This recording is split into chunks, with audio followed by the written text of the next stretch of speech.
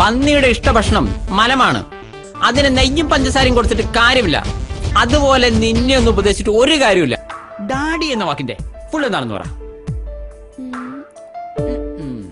No idea. ഡാ എന്നാൽ അച്ഛനെ എടാ എന്ന് വിളിക്കുന്നതിന്റെ ഷോർട്ട് ഫോം ആണ്. ഡി എന്നാൽ അമ്മയെ എടി എന്ന് വിളിക്കുന്നതിന്റെ ഷോർട്ട് ഫോം ആണ്.